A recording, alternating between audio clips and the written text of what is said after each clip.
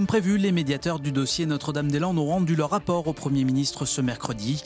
Un bilan de 6 mois de consultation dont les premières conclusions tendent plutôt vers un réaménagement de Nantes Atlantique. Le détail avec Claire Villalon. Aucune solution parfaite. C'est sur ces mots que les médiateurs ont présenté leurs conclusions ce mercredi. Des analyses qui, même si elles ne tranchent pas, permettent quand même d'y voir un peu plus clair. Le coût d'abord. Il est estimé entre 365 et 460 millions d'euros pour le réaménagement de Nantes Atlantique, contre 730 millions d'euros pour une construction à Notre-Dame-des-Landes. Ce qui fait une différence du coût total de 250 à 350 millions d'euros. Mais attention, ces données ne prennent ni en compte une éventuelle indemnité versée à Vinci, ni le coût d'une évacuation de la ZAD. Concernant l'empreinte carbone, le rapport des médiateurs indique que les émissions de CO2 sont de 12% supérieures dans l'option d'un nouvel aéroport à Notre-Dame-des-Landes. Ensuite, la médiation a également analysé les nuisances sonores en cas de maintien de l'aéroport à Nantes Atlantique. Les médiateurs estiment que le plan de gêne sonore et le plan d'exposition au bruit devront être révisés de manière urgente. Pour autant, le bruit n'est pas un facteur de limitation de l'urbanisme autour de cette zone, comme certains élus l'affirmaient. À noter aussi que selon le rapport, si l'option Nantes Atlantique est choisie, le trafic de l'aéroport n'aura pas d'impact significatif sur les populations d'oiseaux du lac de Grandlieu, zone classée Natura 2000. Enfin, quelle que soit l'option choisie, les médiateurs préconisent un retour à l'état de droit et l'évacuation de la ZAD. Le Premier ministre a annoncé ce mercredi que la décision du gouvernement sera prise au plus tard fin janvier. À l'issue de la remise de ce rapport, les réactions des partisans et des opposants se sont multipliées. Dans chaque camp, on essaye de rester serein. Adrien Godet. Les opposants au projet d'aéroport avaient du mal à dissimuler une certaine satisfaction après la publication de ce rapport. Une remise à plat du dossier est salutaire pour la CIPA. José Bové se réjouit de son côté de constater que l'alternative Nantes Atlantique est publiquement évoquée. Le rapport nous invite à réfléchir sur un choix qui se formaliserait plutôt de la façon suivante: Notre-Dame-des-Landes ou un réaménagement de l'aéroport de Nantes Atlantique. J'attire l'attention sur le fait que cette décision sera claire, qu'elle sera assumée par le gouvernement, et d'autre part, de garantir un retour à la normale, notamment s'agissant des questions relatives à l'ordre public. 300 militants de l'association des Ailes pour l'Ouest avaient fait le déplacement à Paris ce mercredi, accompagnés d'élus locaux. Les pro-aéroports demandent à ce que l'État et le président de la République fassent respecter leur autorité. Je dis qu'il ne faut pas qu'il se base du tout sur ce rapport.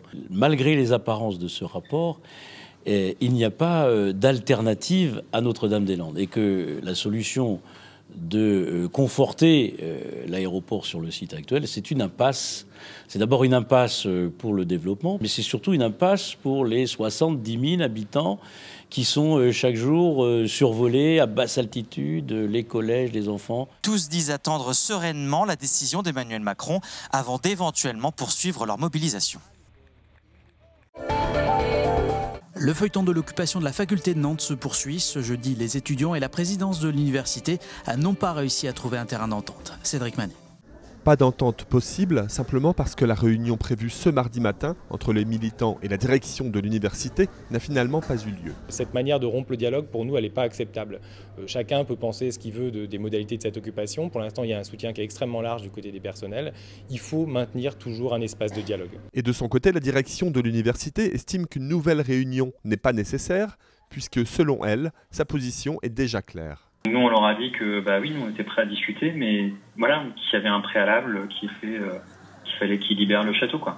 Mais on reste toujours comme dans une logique de la main tendue, quoi. On leur a répété notre position, très clairement, comme à chaque fois. On est prêt à laisser 600 mètres carrés sur le bâtiment de Sensive, de manière provisoire, le temps qu'on trouve une solution avec les autres acteurs dont c'est le rôle. Mais par contre, il faut libérer le château, quoi. Une évacuation du château est de nouveau annoncée, cette fois pour ce jeudi midi.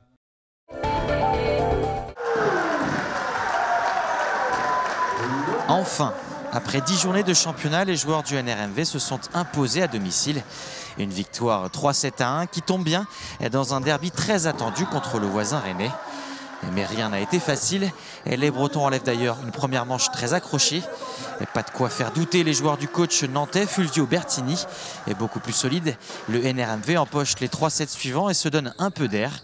Les Nantais ont aujourd'hui 4 points d'avance sur leur adversaire du soir à la 10e place du championnat. Dans la forêt du Gavre, des enfants ont participé il y a quelques jours à la plantation de pommiers, des arbres qui font partie d'un verger conservatoire. Alam Nousser. Planter un arbre, aussi petit soit-il, n'est pas chose facile.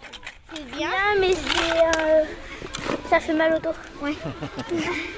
Malgré le froid de cette journée hivernale, les enfants y mettent beaucoup d'énergie et restent très concentrés. Quand on a bien tassé, on a posé le pommier et on l'a recouvert de terre. Et puis après, avec nos pieds, on a bien tassé partout pour que ce soit bien couvert et qu'on ne voie plus le trou. Ils sont une centaine à participer à cette journée. L'objectif est de replanter sur cette parcelle de 4 hectares 175 variétés anciennes de pommiers. Ici, c'est le pommier Rainette de Caux.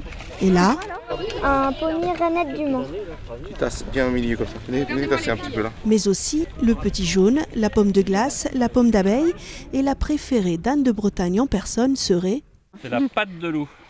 La patte de loup, c'est une variété ancienne qui date du Moyen-Âge et sur lequel il y a des traces de griffes. Après la pratique, un peu d'explication théorique pour mieux comprendre le projet de verger conservatoire. Le but, c'est de conserver des vieilles variétés, de manière à les mettre à disposition des personnes privées qui voudraient en avoir chez eux.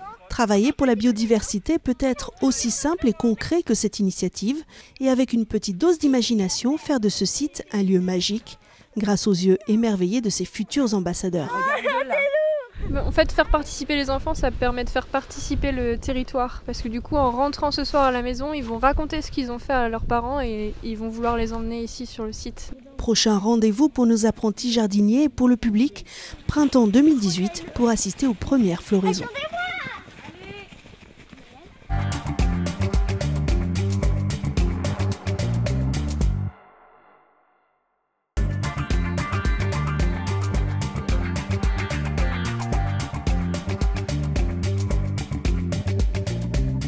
C'est un département qui accueille 16 000 habitants par an. Ça vous montre le niveau d'attractivité de ce département. Et pour autant, nous avons un espace fini, non extensible, où on doit pouvoir à la fois accueillir cette population grâce à l'attractivité de ce département, tout en préservant des espaces naturels et agricoles qui sont essentiels et qui contribuent d'ailleurs à cette attractivité. Aujourd'hui, 68% de la surface du département est occupée par l'agriculture. Donc c'est quand même un département où la présence agricole est très importante.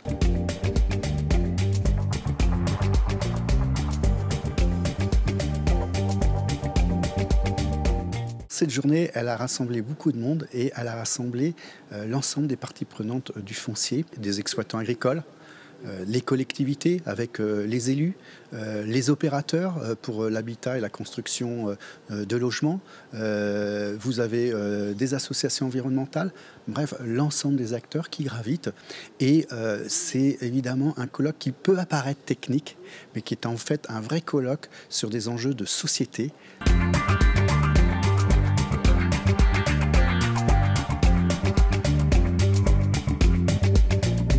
Premier volet, éviter de grignoter les terres, c'est-à-dire avoir une politique urbaine très sobre en consommation d'espace, c'est-à-dire, pour résumer, accepter de densifier pour éviter l'étalement urbain. Ça, c'est le premier volet de la solution. Et le deuxième volet, c'est de pouvoir préserver les espaces qui sont encore agricoles en faisant des acquisitions espaces naturels sensibles.